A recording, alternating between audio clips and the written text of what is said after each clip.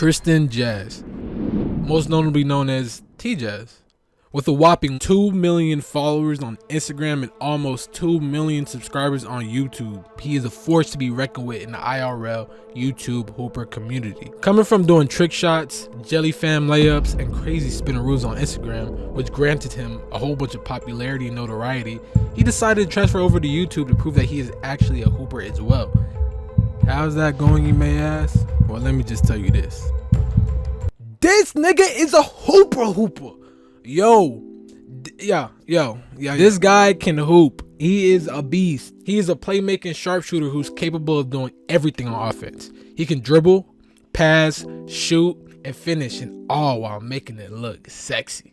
He is literally an offensive threat as soon as he passes the half-court line. You can even argue that he is one of the best ball handlers on YouTube, if not the best.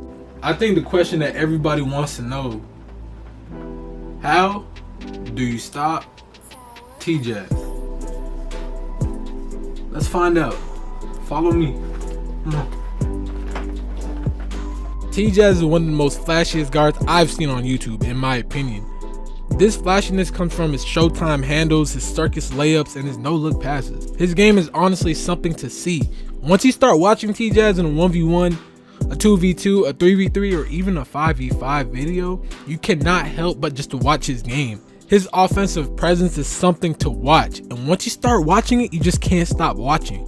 We might as well call this guy the IRL white chocolate, cause bro, he reminds me of a shorter Jason Williams, who was also named white chocolate due to his flashy playstyle. So in this video, we're gonna break down and take a look of Jass's game and figure out ways to stop Jass from scoring. To do this means we gotta look at his offensive game and his tendencies. When we do this, we'll find some loopholes within his game and find a weakness to exploit. So with that being said, let's take a look at his offensive game. First off, this man is a prolific scorer who scores in bunches, which means he scores very efficiently. And once he starts up, it's hard to cool him down. He's a deadly shooter. If you leave him open, consider it in. You know them niggas who, as soon as they step on the court, you know to guard it from the three? Well, bro, he's niggas.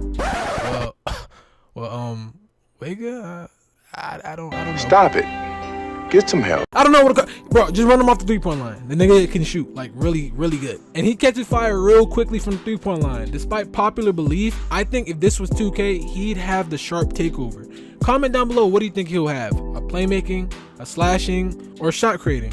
I personally think he has a sharp takeover. Because look, if this guy gets hot and you leave him open, just know that it's cash. No, fuck that. It's Cash App. No, it's Venmo. No. It's Bank of America. No, it's Chase. No. It's Wells Fargo. No, it's bank. Just know that it's banks. Whatever bank you could think of, it is bank. And we also cannot forget his deep range capability. He can shoot from distance, so you gotta guard up on him. And another thing that makes him so deadly are his handles. They're tight, quick, and flashy. One wrong move and you might just end up on your butt and on a highlight reel. While defending this guy, you gotta be low, mirroring him, and stay controlled. Jumping at any and everything will only get you cooked, and I'll explain why later. And this guy can get to the basket. He is not afraid to absorb contact and use his body and get to the basket. And he can finish around the rim pretty nice. He has a lot of games to it. He has reverses, he has up and unders. He has a lot of different ways to score around the basket. And another thing, everything inside the paint, inside the key, and the elbows are all high percentage shots for him. Like really high. If he shoots in a painted area, just know it's what a lot of people call sweet spots, meaning that these are shots that are delicate and fluid with a fluid touch, making it money every single time they shoot. Most prolific scorers and shooters have mastered the sweet spot shots, and he is one of them. So any type of shots, moving shots, difficult shots, step backs in the paint, just know that is a sweet spot. You cannot let him get that. Now, I know this is a long list of offensive feats, but what makes him deadly is not really these feats. It's really his calmness. He plays so relaxed that it's scary. You can tell he's really analyzing the floor and he's analyzing the defender that's playing against. He usually doesn't rush himself when he plays, and that helps him a lot. That's why when he does messes up, it's very slight. And he gathers focus again really quick and locks in, especially when he's sizing up a defender. Alright, so now that we've done that, we got to take a look at his tendencies now.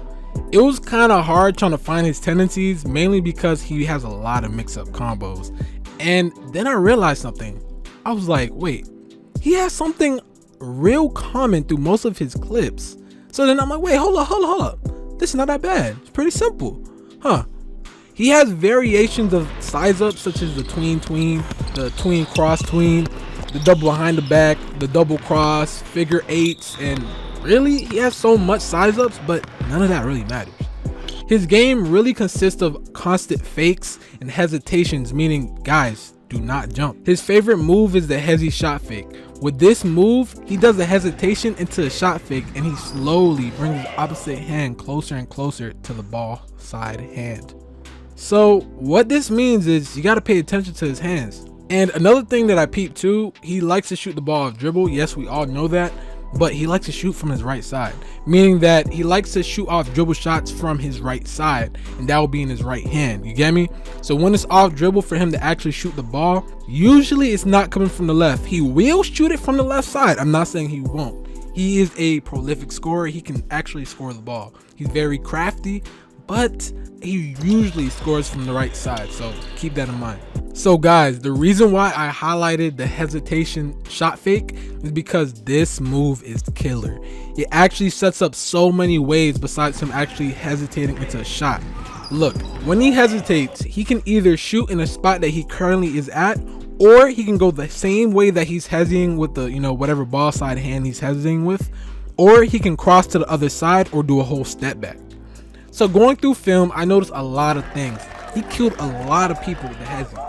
Like a lot of people, and it's really the bread and butter to his game. Basketball is a mind game, and honestly, to stop this hezi, you got to tap into the game, bro. But guys, what if I tell you there's a way to cut down the effectiveness of his hezi by 50%? Okay guys, just lock in with me. I notice a lot of his hezis come from the left hand side. All right, so when I'm looking at it, I'm like, okay, it's coming from the left hand side.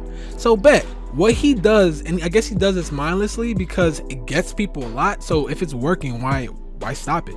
But bear with me, if he does a hezi with his left hand, 9 times out of 10 he's not gonna pull up a shot off that. Jass likes to get the best shot possible. This wouldn't be the best shot for him because if he's completing a hezi from the left side, that means the ball would have to be in his left hand. So he's doing a hezi from the left hand, left side. So that means that if he's doing the shot fake right after, his right hand has to come closer and closer to the ball. But if he decides to actually shoot the ball, he has to touch the ball with his right hand. So if he touched the ball with his right hand, he has to bring the ball from his left hand side to his right hand side, so he could put the ball to his shooting pocket, because that's where his shooting pocket is, essentially slowing down his release and giving time for the defender to guard up. So think about it like this: if the ball is in his right hand and he does the hesitation, you gotta stay alert and be wide, because he is able to shoot, and if he doesn't want to shoot, he could keep going to the right side or cross or do a step back. So that's why it is so deadly, and you have to anticipate the hezi. Anticipating this guy's hezi is a good thing to do. Guys, remember in the how to stop Cash Nasty video, I told you guys using someone's strength as their weaknesses is a thing. His strength is this hezi. We can use it as a weakness. Just hear me out. Guys, we know how to anticipate it now, right? Okay, that's cool. But did you know that there's a whole blind spot, a loophole inside of his offensive game on that hezi? Bro, I'm about to blow your fucking mind. All right, so let's go back to the hezi. If he hezis from his left hand side, guys, and he moves his right hand closer and closer to the ball, but his right hand is too close to the ball, it kind of gives you a whole precise target just to swipe at it. Once you can see that, you swipe at it and it's literally a steal every time, mainly because he cannot cross back over. His right hand is way too close to his left side of his body, so he cannot cross over. The space between his left hand, the ball, and his right hand is too close. Guys, that's an easy steal every time, but you got to be very, very precise, and you got to time it correctly. If you could time it correctly, it's a steal every time, guys, trust. And the good thing about that too, there's no repercussions. If you don't get the steal, you're not gonna get broke. There ain't no Uncle Drew moments. You're not gonna get killed. You're not gonna reach I teach moments. Trust, you won't end up on a highlight reel. All you gotta do is just play defense again. He's not gonna have time to do anything crazy. The only thing he could do is just keep driving the same way or try to bring the ball back, leaving you with your ankles and no repercussions. You're welcome. Hey, let me take a pause from the video real quick. I just want to say, look, I literally found this clip after I finished editing this video and everything, bro. I found this clip and this guy in this video literally did exactly what I said to do. Literally do exactly what I said to do.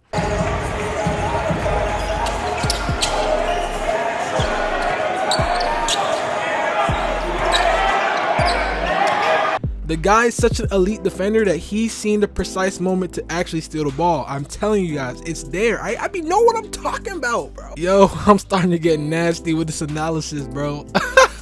Hey, just for that, I need everybody to put the goat emoji in the fucking comments, bro. I'm like that, bro. I don't know. Put the goats emoji, bro. All right, now that we've broken down his strengths and his tendencies, let's do a quick recap. Number one, this guy's a deadly shooter, so guarding him, you gotta be ready to contest. Always stay on him. You gotta be on him. And if you're playing 2v2s and 3v3s, 5v5s, you gotta chase him off the 3-point line. You gotta actually move. Like if it's 2K, think about it as off-ball pests. You gotta be a pest. You gotta be in him because he is so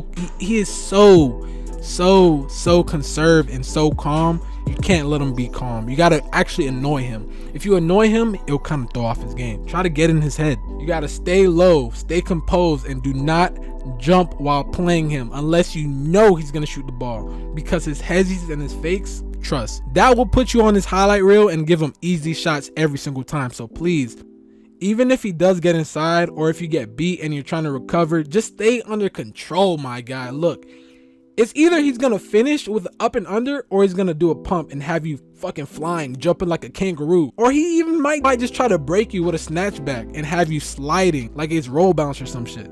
Guys, you gotta stay wide with active hands and active feet, but be composed. That's how you guard people like him. It's just like playing a play shot in 2K. Yeah, they could dribble, they could do all that behind the 3-point line, but you gotta stay in front of them, because if you don't stay in front of them, they will shoot it from deep. So you still gotta play defense, you gotta play honest, and you cannot jump. And the last and final thing that I can say about guarding T-Jazz, you can't be scared. You cannot be intimidated. If you're intimidated, he will know and he's gonna eat you alive. You cannot be intimidated. You gotta play up on him, play defense. Do not be scared and just be rigid. And I promise you'll be able to stop him. He is guardable. You got to stay low, you got to stay tight, and do not allow him to size you up. This applies a lot of pressure and makes him really rush the game. But again, he's also very composed too. So he really will try to get, creative. But the thing is, you may be inclined to getting sauce. You might just slip. You might just end up on a highlight reel. But trust, that shit will make him tired and it will slow him down. And even allowing him a little bit of space, at least arm distance, so you can recover if you got blown by.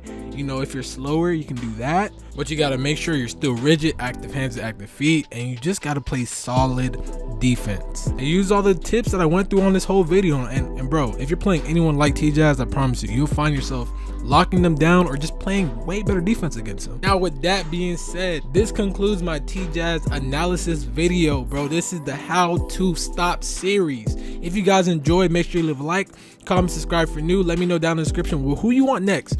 Who do you want next? I will analyze and we'll see how to stop these niggas, man. Also, make sure to spam this to Cash Nasty, spam this to T-Jazz, spam this to everybody. Man, I want to analyze everybody, man. That's what I want to do. Make sure to follow my links down below in the description. And with that being said, I'm out to be like, oh, you can't handle the fucking truth, man.